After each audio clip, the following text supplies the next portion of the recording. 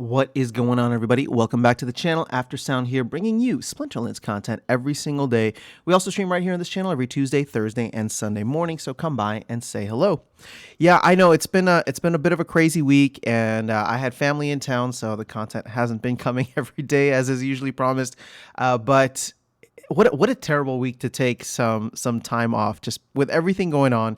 And then the town hall gets canceled, and it's just I've been getting some very worried messages from you guys. I'm very worried. I mean, I've been talking about this on Twitter, where the FTX thing has spooked me.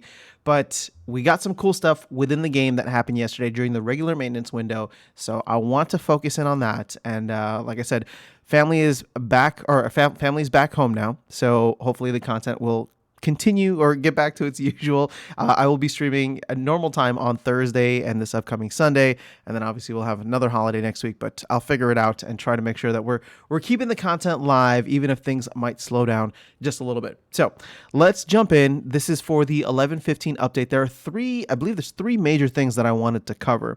So the first of which is, and let me just scroll down here. Okay, so the first of which is the SPS governance proposals. So if you remember, one of the things that we wanted to do as a community to reduce the amount of DEC that's being printed was to completely remove them from the DEC liquidity pool rewards. That has been implemented. And now if you go in, I mean, they have a little screenshot here, but if you go in, you can see that the BUSD, where's the BUSD, the DEC DAI, and then there's also the DEC SPS. Those are all now giving SPS rewards. So across the board, you are seeing it is only SPS that is being given out in rewards. And because of that, some of the the rewards were shaken out. So it was taken out from some of these and then given to the stablecoin pools. So you can see that the overall APRs across the board have come down a little bit. Again, is this the best move? Are people fully happy with it? I don't know. But in my opinion, I voted for this because simply due to the fact that I don't think that there should be any DEC printed. We should just be burning SPS for it. And we should be eating through all the DEC that we have right now, which today or this morning was confirmed at like 6.4 billion. And I know Lux was huge for eating up a lot of DEC off the market, but keep in mind, that is considered company revenue, so they are not burning that. That goes to pay the dev salaries and whatever other expenses. So it's not taken out of the overall circulation. What it is taken out of liquidity for a little bit and held in Splinterlands coffers, and obviously they will use that to convert any credits that are purchased or any market transactions in that way. But we still need to burn a ton. And at the rate that we're going right now, it is not moving very quickly. But we'll save that for another point. So the other thing that was implemented, and it's the game. Well, no, they don't have a little thing here, but so sorry, they don't have a little bold highlight of what the topic is. But they reduced the number of reward shares for the overall. If you don't have the leveled up cards. Sorry, guys. I'm still having my coffee this morning.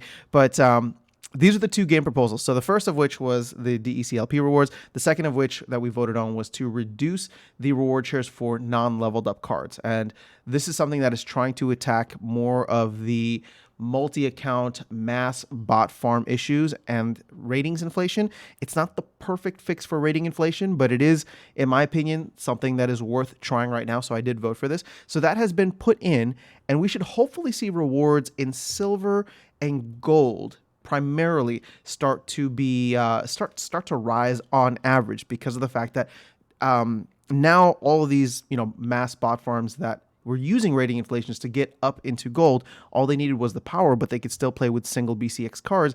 We're earning gold rewards. Now that's going to be reduced. So again, we're just less than 24 hours into this, but I'm excited to see where it goes. And hopefully for those playing in silver and gold, this can help quite a bit. Obviously, even for those playing in the higher leagues, I don't know that this affects champion as much, and diamond is probably minimal. But overall, if you have the level up cards, you have nothing to worry about. And whatever league you are playing in, as long as you have maxed cards for the league below, you are good to go. So you will still earn the max. If you're playing in silver, all you need is a maxed bronze deck, and you can jump into silver. So they are still respecting the fact that people can stretch and play with lower level cards. But where it starts to get dicey is the fact that I still see a lot of level 1 cards playing in gold, for example, and the only reason that they get there is because these bots continue to play against each other, and the whole ratings inflation issue, which I'm not going to get into here, but it's like a rising tide lifts all boats. So they're all playing against one another, and then it just keeps rising, and they just continue to play one another, trading matches, but ultimately their rating goes up. And so this to me is hopefully going to be a good, I don't know if it's a permanent solution, but at least a solid Band-Aid solution. And we'll see where things go with that. And then the final one is the game mechanics update. Now, this is something that they teased a while back, I think in like August. So I don't know why it took so long for them to implement it. But again, I'm not a coder, I'm not a dev, so I'm not trying to throw shade. It's just like they talked about this a while back. I was super excited about it because, it didn't feel fair, whereas now I feel like the gameplay will be a little bit more fair. But we do have it. It has been implemented, and I've seen it in many games so far. So what they're talking about is the death mechanics of the game. So simultaneous damage from effects like earthquake and poison will deal to all monsters affected before any of them are considered dead.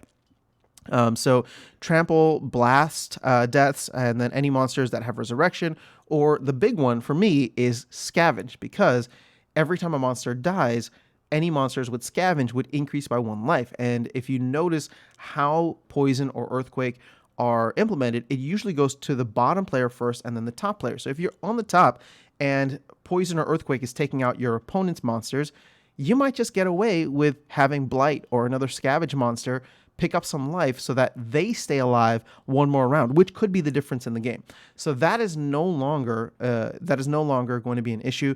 Everything gets impacted at once, and you just go clean slate. That's really how it should have been the entire time. But these are 3 huge changes to the game and the game economy. So the team, shout out to the team. They are continuing to deliver, and this is going to be an awesome end of the year, and hopefully great beginning of next year. I know there's no talk about what's that called, tech modernization right now. That was implemented last week, but when you think about all of the things that they were saying that relied on tech modernization, such as land, I'm hoping that bottleneck is now behind us, and we'll start to see some more cool things in the next couple of weeks. Keep in mind, though, next week is not, or actually next week, is it a holiday? Yeah, next week is a holiday for us here in the U.S. So I need to double check and see if there's going to be a town hall. But if not, then probably the week after at the very least. So we'll be getting more information. Obviously, the team is, if you have issues, you can go to the Discord and chat with them there.